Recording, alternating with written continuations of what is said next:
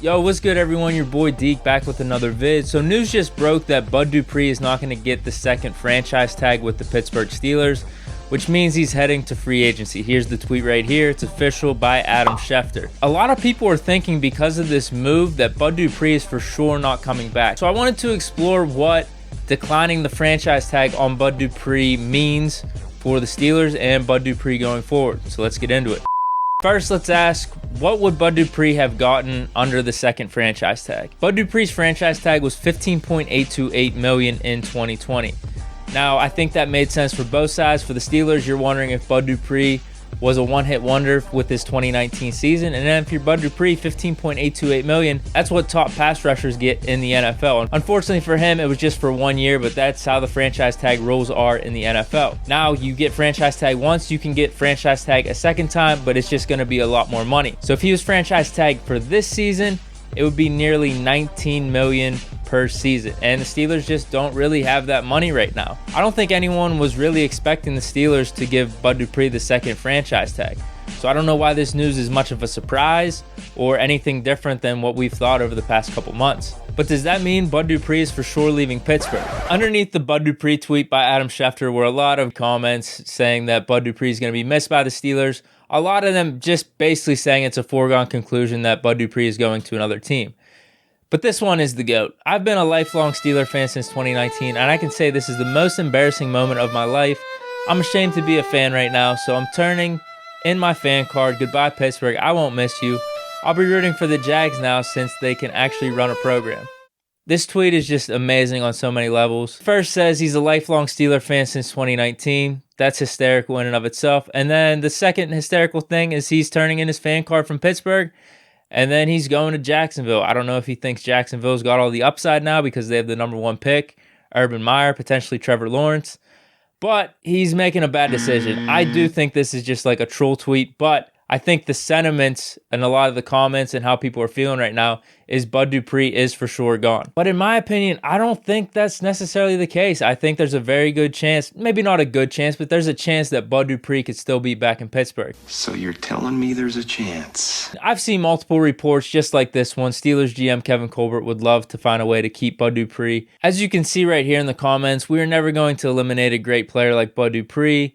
We'd love to be able to keep BUD Dupree. BUD is a special player. BUD and Tage together is a special group. I've heard that. I've heard other reports that say there's been some interest with the Steelers. They've been talking to BUD Dupree. So I would not completely write this off at all. There are some valid reasons I think this. This isn't just pie in the sky.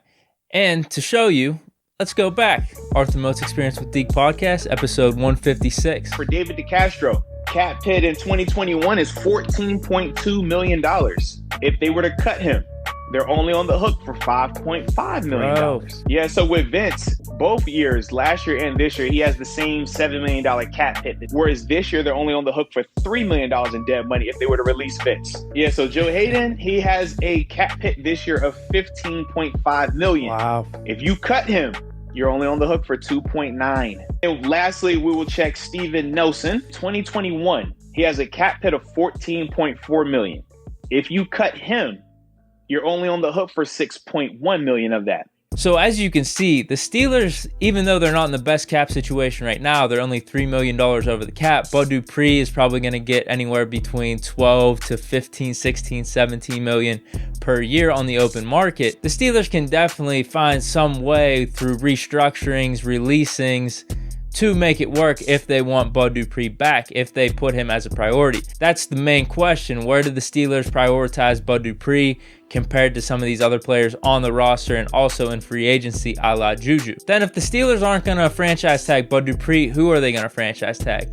I don't think they're going to franchise tag anyone because I think the money is not completely there. The only two candidates, in my opinion, would be BUD Dupree and JuJu. If it's Cam Sutton, Mike Hilton, some of the other free agents, you're going to just be paying way too much. But let's look, just for hypothetical purposes, what it would be if we franchise tag JuJu. So Andrew Filipponi compares Chris Godwin's career to JuJu's. Looks like JuJu has better numbers. Is JuJu the better receiver? That's a different question, but his franchise tag will pay him around $16 million. I don't know if the Bucs have franchise tagged him or they're thinking about it, but that would probably be the same franchise tag for JuJu, being that he is a receiver as well. So JuJu at $16 million. I just don't see that happening. If we're not going to be paying Bud Dupree $19 million, I don't see us paying JuJu $16 million, even though it would only be for 1 year. If we're comparing, to be honest with you, I would rather franchise tag Bud Dupree for 19 as opposed to JuJu at 16. But that's a whole nother conversation. So with this news just dropping about Bud Dupree, I don't think it's a foregone conclusion that he's not going to be with the Steelers. I think this is the same thing we've been thinking over the past couple months. How can the Steelers make it work? And with some of this new information that we know about restructuring and some of the players that are on our roster, they could definitely make it work if they want to. Maybe that means we don't re-sign JuJu. Maybe that means we don't get Cam Sutton and Mike Hilton back. We restructured DeCastro, we cut DeCastro, we restructured Joe Hayden, Steven Nelson, Vince Williams. There are ways to make this work. So I don't think it's a foregone conclusion that Bud Dupree is not on the roster. We've seen that the Steelers have shown interest. They've talked about wanting Bud Dupree back. That duo between him and TJ is special. So that's what I think of the news right now. Let me know what you guys think in the comments down below. I'm excited for this week. There's probably going to be a lot of news dropping with the NFL and the Steelers. So stay chilling. Hope you guys enjoyed the vid, and peace.